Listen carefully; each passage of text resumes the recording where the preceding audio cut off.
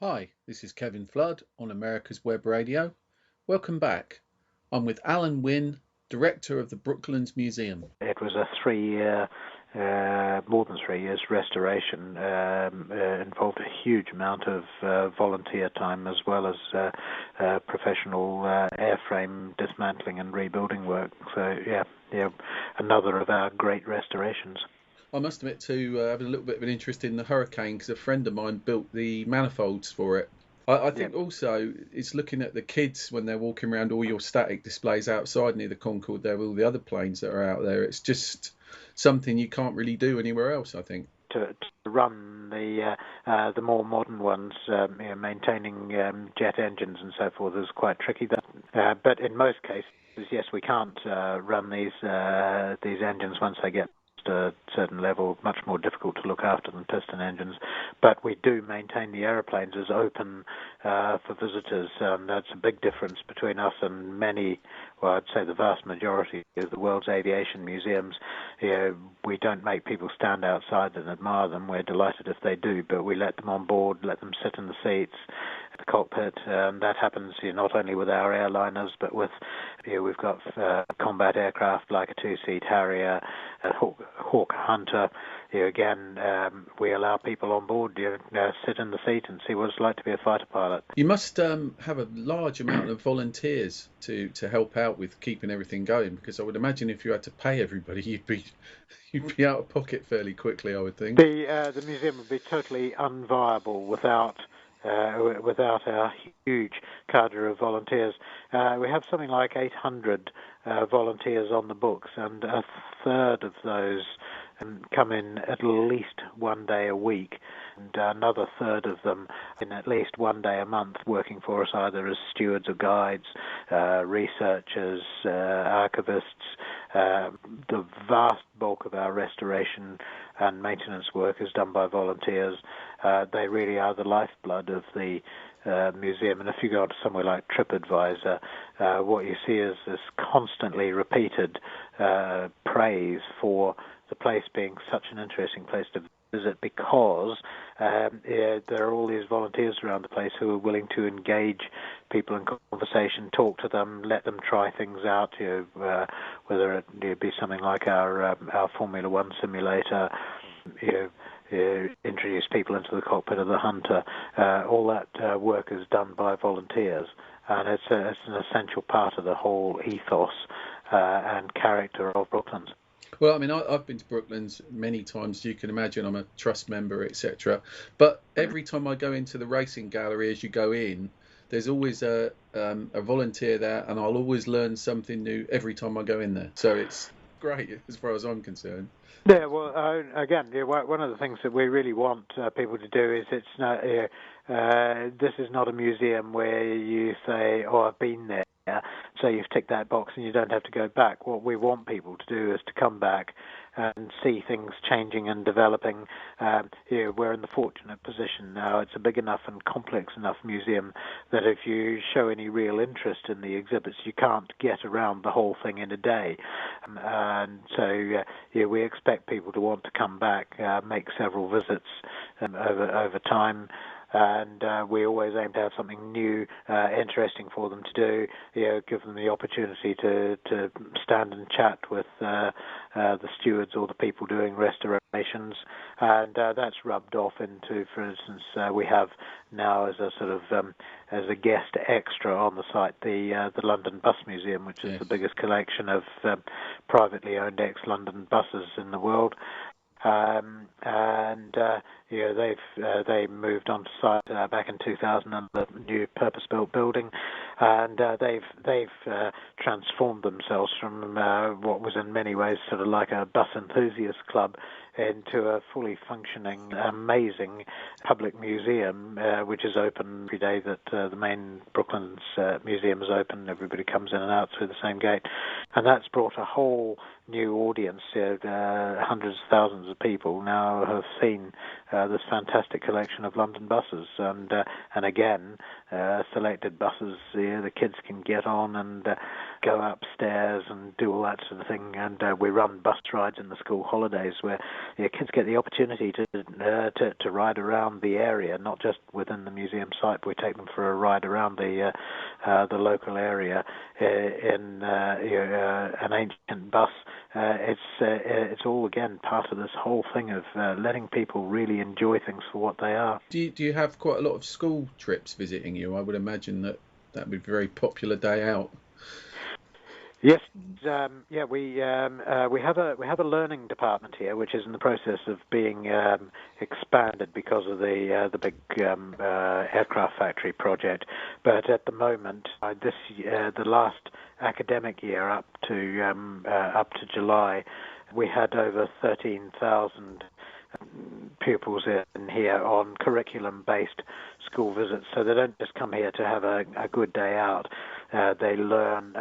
They're given learning opportunities with special programs on whether it be history things on the Second World War, or we do physics and science and so forth. We just instituted this week a new lesson which we now offer to schools on gears and levers, for instance. So they come in, they get the tour around the museum, they walk through Concord, but they'll actually do a serious classroom session on a major topic that fits into their curriculum, which we can do here, which would be much more difficult to be delivered in the environment of a school. With the great advantage here, of course, is that we can not only show them something like gears or levers or something, but we can then take them out and show them how they're applied in motor vehicles or aeroplanes or whatever.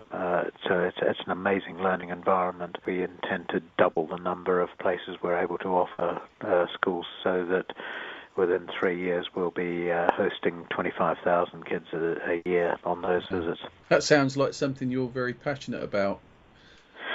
It is. I really am. I'm a graduate mechanical engineering, and I've always been passionate about explaining engineering and technology to people. That was why I ended up in technical journalism. It's a real passion of mine now. Where I am here at the museum is getting this sort of thing involved, and that's why, for instance, we decided when, what are we going to do with this decrepit old hangar we've got on site, and that decrepit old building, what are we going to do with it? Instead of just restoring an old tin shed, this building, we're moving it to open up part of the finishing straight of the racetrack as well. But the building, when it's put back together, is going to be the Brooklands aircraft factory, and we're going to show people how aeroplanes are designed and built, and crucially, not just show them in a sense, we're going to let the public try out the skills of building aeroplanes. These skills will have them demonstrated to them, depending on how old they are. Get their cards stamped to say they've worked in a particular section in the factory, and then they'll clock out at the end and go and look at other parts of the site. And that's sort of a major thing. It's going to be a completely unique museum display, and it's going to be backed up with a new hangar to keep our active aeroplanes in, new stores, new training workshops to pass these skills on to the next generation of volunteers who are going to be looking after our aeroplanes, because the people who originally built aeroplanes here at Brooklands are sort of slowly fading away, so we've got to pass their skills on to the next generation of volunteers. And of course we're going to be restoring this wonderful length of the finishing straight, so we'll have 1/4 mile of original track that we can then use for demonstrating cars and bikes on the very concrete where they raced beforehand. It also gives us a wonderful big open space on which we can start up the engines of our active aeroplanes and taxi them around as well.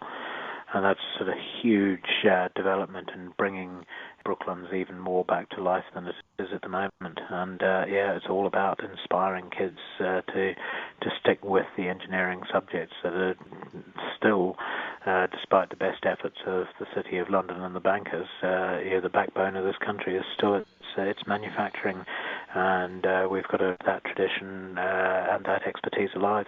Yeah, I agree. I mean, it's when I left school, I went into an apprenticeship in a Ford dealer, and went right through college and did National Craftsman and stuff like that, and I've ended up in IT now.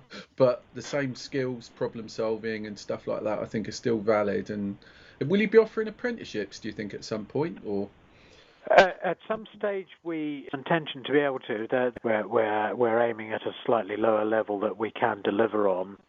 So to follow on to a program which had some lottery funding a few years ago, and the funding died away. So we're resurrecting it. It was bringing it into line with current practice and everything else, and we'll be offering training for up to 30 people a year in the core skills. That's the sort of first step. And yes, as we get bigger and generate more funds, then we want to be able to go on and offer apprenticeships in both the motor and aviation side. Yeah, I was going to ask about that. Talking to the guys at Bicester Heritage last week, that's kind of what the line they're going along with, having specialists on site as well. But I guess I don't know if that's going to be something you might pursue eventually. I suppose room-wise, you're pretty packed out already, aren't you? So we are, but again, already on the site, we only, other than the bus museum, we have one other significant tenant on the site, which is the Brooklands Motor Company, who restore elderly British sporting vehicles. They're specialists, particularly in Aston Martin and AC. They not only restore these vehicles in an original Brooklands building. It was originally the Members Restaurant on top of Members Hill. Dates all the way back to 1907, but they retain the ability to build from scratch and the appropriate licenses to do so. They can build you a brand new 80 Cobra from scratch, and uniquely on the original jigs and bucks on which the bodies of the original Cobras back in the 60s were fashioned. And that's going to come on stream next year as a fully fledged part of the visitor experience. People will be able to go up and stand in a safe area of the Brooklands Cars Workshop and actually see people using these traditional skills, and you're passing them on to the next generation as well. Hand beating aluminium bodywork, a really important thing that's happening on site as well. Yeah, because I mean, from the minute you walk in the gate, you go into the little paddock area where all the workshops are, and there's the little restoration sometimes going on the right hand side there. Is that volunteers doing that one usually, or is that? The restorations taking place in the Dunlop tire changing building. They're all being done largely by volunteers. We do have to ship some of the more extreme machining and so forth out. We have some machining capability in our own workshops, but fine machining, creating stuff from new, so that, for instance, the engine of the Duesenberg, we've had to put a lot of that work out because that involved casting new crankcase, machining a new crankshaft from the solid, all that sort of thing. That tends to get done by specialists, but standard the rebuilding and the fettling of the minor components was all done in-house by volunteers. We're going to take a break, and we'll be back on the Classic Car Show right after these messages.